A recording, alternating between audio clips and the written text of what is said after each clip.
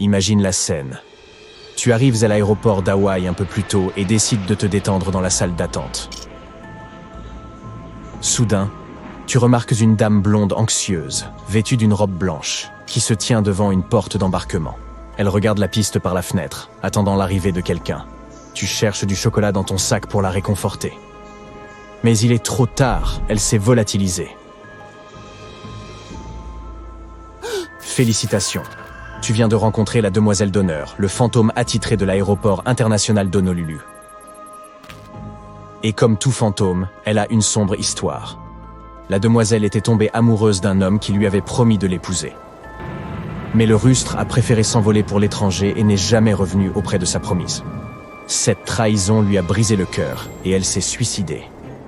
Mais son fantôme est toujours attaché à l'aéroport et elle attend patiemment le retour de son homme, tout comme le célèbre chien japonais, Hachiko, attendait son maître. Au fil des ans, la police locale a recueilli de nombreux témoignages au sujet de cette dame fantôme errant autour des portiques et autres zones restreintes de l'aéroport. De plus, cette entité aime bien traîner du côté des toilettes publiques, tout comme la Mimi Geniard de l'emblématique saga fantastique. Certains employés d'aéroport ont rapporté avoir vu des rouleaux de papier se dévider tout seuls alors qu'ils nettoyaient des toilettes vides au beau milieu de la nuit. Et dans certains cas, les sièges des toilettes se sont rabattus en claquant et la chasse d'eau s'est déclenchée toute seule. Toutefois, ce phénomène ne devrait surprendre personne, puisque de nombreuses toilettes d'aéroport sont équipées d'une chasse d'eau automatique. Hélas, cette légende urbaine ne nous éclaire pas sur la façon de libérer ce fantôme au cœur brisé. Mais l'histoire nous rappelle au moins qu'il faut réfléchir à 2 fois avant de se livrer à des promesses.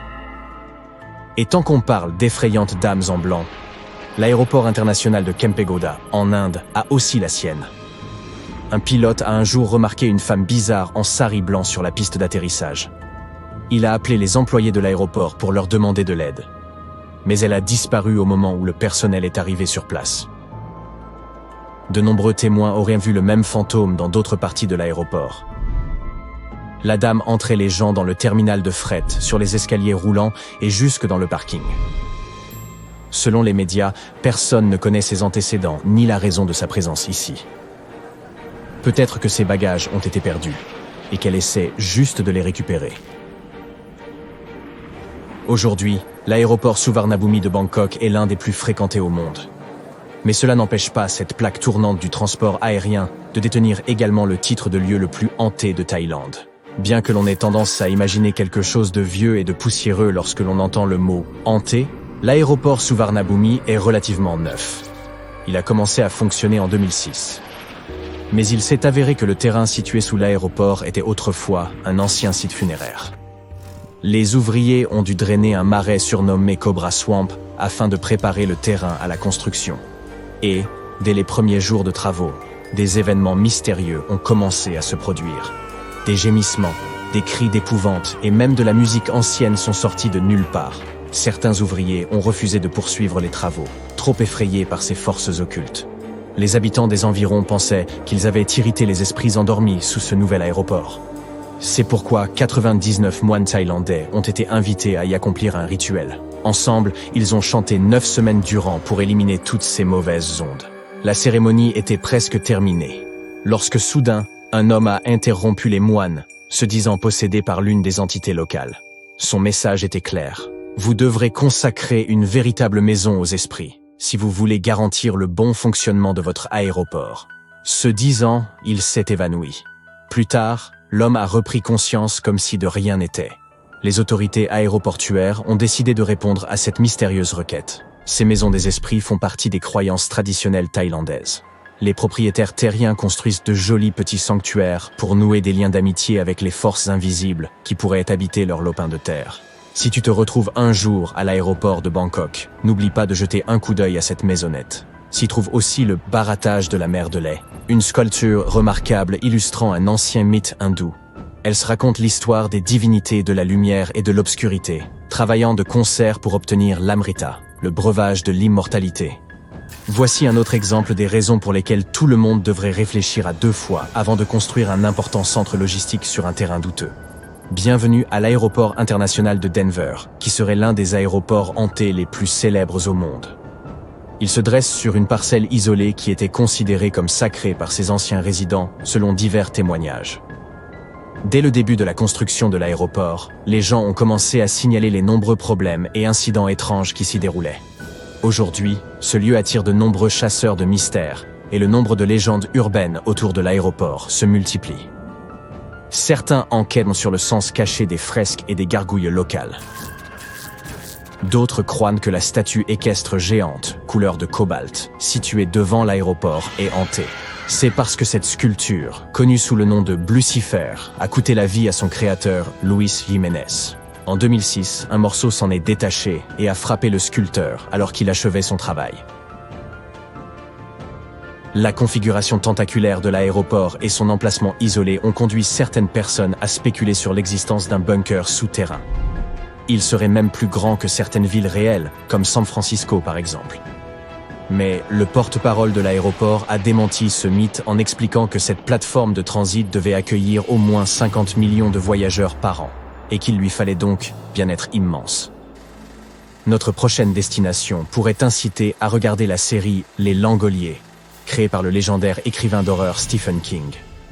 Bien que ce thriller se déroule dans l'aéroport de Bangor, ville natale de l'écrivain dans le Maine, nous parlerons ici de l'aéroport historique de Chandler, situé à Fresno, en Californie.